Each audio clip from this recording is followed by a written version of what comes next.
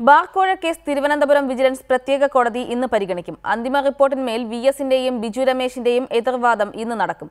Supreme കോടതിയിലെ സ്വകാര്യ അഭിഭാഷകരിൽ നിന്ന് നിയമോപദേശം തേടിയത് ആരുടെ നിർദ്ദേശപ്രകാരമാണെന്ന കോടതിയുടെ ചോദ്യത്തിന് വിജിലൻസ് ഇന്ന് മറുപടി നൽകിയേക്കും. കെ മാണിയെ കുറ്റവിമുക്തനാക്കിക്കൊണ്ടുള്ള വിജിലൻസിന്റെ അന്തിമ റിപ്പോർട്ടിനെതിരെ 7 ഹർജികളാണ് കോടതിയിലുള്ളത്. BJPയുടെയും ആം ആദ്മിയുടെയും എതിർവാദങ്ങൾ കഴിഞ്ഞ തവണ നടന്നിരുന്നു. പരാതിക്കാരനായ VS അച്യുതാനന്ദന്റെയും പ്രധാന സാക്ഷി ബിജു രമേശിന്റെ വാദങ്ങൾ ഇന്ന് നടക്കും. രാഷ്ട്രീയ സമ്മർദ്ദങ്ങൾക്ക് വഴങ്ങിയാണ് തെളിവുകൾ ഉണ്ടായിട്ട് മാണിയെ കുറ്റവിമുക്തനാക്കിയതെന്നും SP സുകേഷിന്റെ വസ്തുതാപര റിപ്പോർട്ടിൽ മാണിക്കെതിരായ തെളിവുകൾ നിരത്തിയിട്ടുണ്ടെന്നുമാകും ഇരുവരുടെയും അഭിഭാഷകർ ഇന്ന് കോടതിയിൽ വാദിക്കുക. വസ്തുതാപര റിപ്പോർട്ടിലെ വിവരങ്ങളിൽ ഊന്നിയുള്ള വാദങ്ങളാകും പരാതിക്കാർ പ്രധാനമായി ഉന്നയിക്കുക.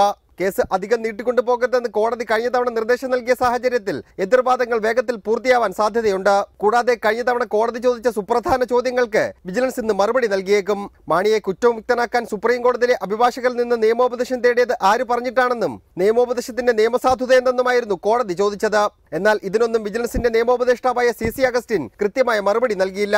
തുടർന്ന് കേസ് ഡയറി പഠിച്ചിട്ട് മറുപടി നൽകണമെന്ന് കോടതി നിർദ്ദേശവും നൽകി. കോടതി വിമർശനത്തെ തുടർന്ന് അഗസ്റ്റിനെ മാറ്റി additional director of prosecution G ശശീന്ദ്രനെ കേസിൽ ഹാജരാക്കാൻ വേണ്ടി വിജിലൻസ് നിയമിച്ചിട്ടുണ്ട്.